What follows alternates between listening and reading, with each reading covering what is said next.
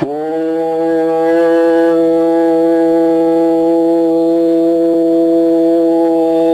ஈஸ்வரா குருதேவா. நாம் என்ன செய்கிறோம்? மனிதன் தண்ணீர் பாதுகாக்கல ஆராய்ச்சி செய்கின்றான்.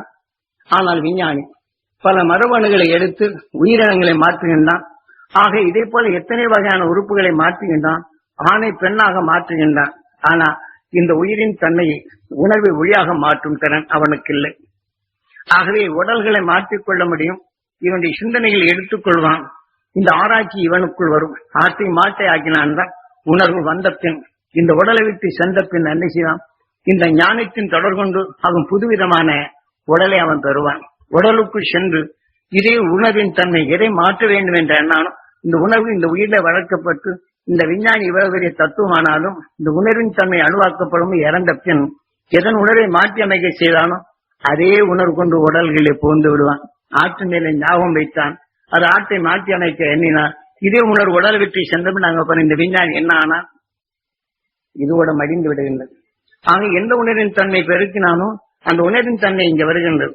ஆகவே அந்த இதை வென்று உணர்வினை மாற்றி ஒளியின் உணர்வாக உருவாக்கி அந்த உணர்வை எவர் பெறுகின்றனரோ அதை நாம் மாற்றி அமைக்க முடியும்.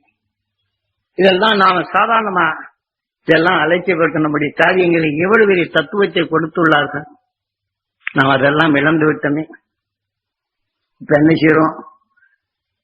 இப்ப யாகங்களை செய்து பாவங்களை தான் ஜாஸ்தி செய்கின்றமே தவிர பாவத்தை போக்கும் மாற்றம் இல்லை. எனக்கு ஏதாவது நான் தப்பு செய்த மாதிரி ஒரு உடல்ல நோய் வந்துருச்சுன்னா கோயில்ல போய் காளி கோயிலையோ மற்ற கோயில போய் யாகத்தை செய்து இந்த பாவத்தை எல்லாம் போக்கிறது. அதுக்காக உறவும் போது என்ன செய்யறான்னா அது வந்து சாகா நிலை கொண்டு வரக்கூடிய நிலை 60வது நிலை ஆனப்பின் அந்த 60வது வயதை கொண்டாட அதுக்கு என்ன சொல்லுவாங்க? சஷ்டி பூர்த்தி செய்தன் என்று அந்த வயதை குறைக்காம அந்த உணர்வை வளர்ப்பதற்காக வேண்டி அது பூர்த்தி செய்யறாங்களா. ஆக அந்த பூர்த்தி செய்ய 60வது வயதை பூர்த்தி செய்யறான்னு அவங்க மந்திரம் சொல்றாங்க இல்லைங்க. அவங்க உயிரோடு இருக்கிறாங்களா? இதுக்காக வேண்டி சாகாமல் இருக்கிறதுக்காக வேண்டி ஒரு யாகத்தையும் செய்யறாங்க. இறக்காக நிலைக்காக வேண்டி இந்த சில கோயில் எல்லாம் இந்த யாகத்தை செய்யறாங்க. அந்த யாகத்தை உயிரோடு இருக்கிறானா இல்லை. அப்ப இவர் எப்படி உயிரோடு இருப்பாங்க? இதெல்லாம் நாம் ஆசை நிலை கொண்டு காசு கொடுத்து ஆசைப்பட்டு தான் நமக்குள் வளர்க்கணும். வர எந்த உணவின் தன்மை நமக்குள் எடுத்து யாகத்தை வளர்த்தோம் நான் செத்த பிற்பாடு எந்த மந்திரத்தால் ஈஸ்வரான அவங்கிட்ட போயிடும். இது சாகா கலையாக அந்த இன்னொரு உடலுக்குள் போய் இதே உணர்ச்சியில் வந்து இதே நிலையைத்தான் உருவாக்கும். ஆக இங்க சாகா கலையாக மாறுகின்றது. ஆனால் வேகா நிலையை அடைவதில்லை. இந்த உயிர் நெருப்பிலை குறித்தால் வேவதில்லை. இந்த உணர்வை அருள் என்ற உணர்வை நாம் சேர்த்து விட்டால் நாம் எதிலையுமே இது மகிழ்ந்தல் ஒரே ஒளியாக மாறுகின்றது. இதுதான் வேகா நிலை. எதிலுமே அதை கொல்ல முடியாது. ஆக இதையெல்லாம் சாகாக்களை இந்த உணர்வுகள் நாம் மாறி மாறி உடலை மாற்றிக்கொண்டே வரும். இதைத்தான் நாம் இந்த இருக்கக்கூடிய நிலை சாகாக்களை வேகா நிலை. ஆகவே நாம் எப்படி வாழ வேண்டும் என்ற நிலையை நமக்குள் தெளிவாக்கிக் கொள்தல் வேண்டும். இப்ப எந்த கோயிலுக்கு போனாலும் இதன்று ஆயுள் ஹோமம் செய்து இதுக்காக யாகத்தை செய்து ஆயுள் ஜாதகத்தை பார்த்தோம்னா ஆயுள் கம்மியா இருக்குது, அதுக்காக ஆயுள் ஹோமம் செய்யலான்ட்டு அதுக்காக வேண்டி பல காசுகளை செய்து யாகத்தை செய்து மந்திரங்களை சொல்லுவாங்க. இவங்க ஆயுள் ஊற்றுறதுக்காக அந்த ஆயுள் ஹோமம் செய்யறவங்க இதெல்லாம் சில கோயில எல்லாம் அருவாங்கையில முடிஞ்சவன அந்த ஆயுள் ஹோமத்தை செய்வாங்க. ஏன்னா ஜாதகத்துல மோசமா இருக்குன்னு இங்கிருந்து வந்தோடனே ஆயுள் ஹோமம் செய்யறவன எங்க மந்திரத்தை எல்லாம் சொல்லி செய்வாங்க. ஆனா அந்த ஆயுள் ஹோமம் செய்யறவன் ஆயுளோட இருக்கிறானா, அவன் சாகாம இருக்கிறானா, அவன் சாகுறாங்க.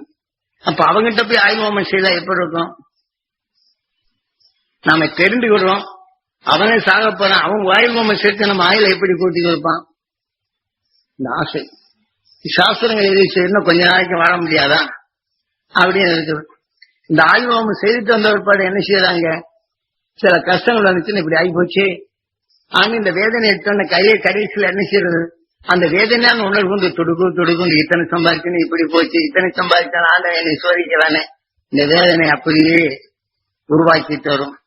இந்த உடல் குறுக வேதனை என்ற வளர்க்க இந்த உடல் விட்ட பின் இந்த ஆயுள் என்ன ஆகின்றது? எத்தகைய வேதனைப்பட்டமோ இந்த உணர்வு வளர்ந்த பின் இந்த உடலை விட்டு உயிர் சென்ற பின் ஆயுள் அணுகி வேதனை வளர்த்ததுதான் மிச்சம். நாம் எதை செய்ய வேண்டும்? ஆயுள்வோமம் என்றால் அந்த அருளின் உணர்வை எனக்குள் பெற வேண்டும், என்னை அறியாத இருள்கள் நீங்க வேண்டும் என்று இந்த உணர்வை நாம் வளர்த்துக் கொண்டால் இந்த உடலின் தன்மை நீங்கிய பின் என்று ஒளியாக இருக்கின்றோம்.